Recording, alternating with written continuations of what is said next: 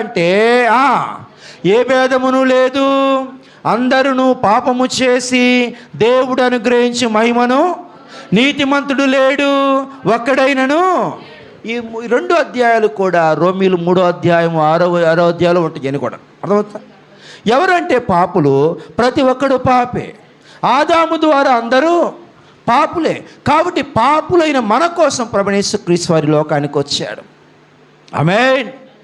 పక్షి కోసం రాలేదు, జంతువు కోసం రాలేదు. ఎందుకంటే పక్షిని ఆయన తన రూపంలో చేయలేదు, జంతువును తన పోలికలో చేయలేదు. పక్షి రూపం వేరు, జంతువు రూపం వేరు.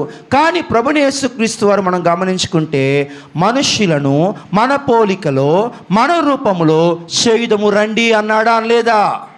ఎవరి పోలిక దేవుంది? లేకపోతే మనిషి పోలిక ఎవరిది? మనిషి రూపం ఎవరిది? ఈ పోలిక, ఈ రూపము, ఈ లక్షణాలు, ఈ ఆలోచనలన్నీ కూడా దేవునికి సంబంధించినవి. కానీ పక్షివి కావు, జంతువువి కావు. పక్షిలో ఆత్మ లేదు, జంతువులో ఆత్మ లేదు. కానీ దేవుల్లో ఆత్మ ఉన్నది, మనుషులకు కూడా ఆత్మ ఉన్నది. కానీ పక్షిలో లేదు, జంతువులో. కానీ పరలోకం మాత్రం మనుషులకే సిద్ధపరిచాడు దేవుడు. ఏ పక్షికి పరలోకం లేదు, ఏ జంతువుకి పరలోకంలో స్థానము. మీకు అర్థమవుతుందా? పరలోకంలో పక్షులు ఉండవు, పక్షులకు పశ్చాత్తాపం ఉండదు, పాప క్షమాపణ ఉండదు. ఇంకా చెప్పనా, పునరుద్ధానం కూడా. మరి జంతువులకు ఉండిద్దా? ఎందుకని ఉండదు? పక్షులకు జంతువులకు ఆత్మ లేదు. కానీ దేవునికి ఆత్మ ఉన్నది, మనుషులకు కూడా ఆత్మ ఉన్నది. నరుని ఆత్మ నరునిలో ఉంటే దేవుని ఆత్మ దేవునిలో ఉన్నది. హల్లెలూయా. ఇప్పుడు ఈ దేవుడు అంటున్నాడు, నేను చీమగా వస్తే గనక నన్ను చులకనగా చూస్తా.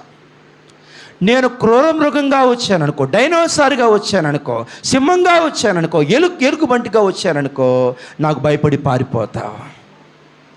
చిన్నగా వస్తేనేమో తొక్కేస్తావు, పెద్దగా వస్తేనేమో భయపడి ఎలా రావాలి నీ దగ్గరకు? నేను నీలాంటి రూపం కలిగి, నీలాంటి పోలిక కలిగి, నీ భాషలో మాట్లాడేవాడు, నీ వలె ఆకలేసిన వాడు, నీ వలె నడిచేవాడు, నీలా ఆలోచన చేసేవాడు, నీలా ప్రేమ కలిగిన వాడు, నీలా కనికరం కలిగిన వాడు, నీలా నొప్పి తెలిసిన వాడు, నీలా రోగాన్ని భరించిన వాడిగా నా యేసు వచ్చాడు.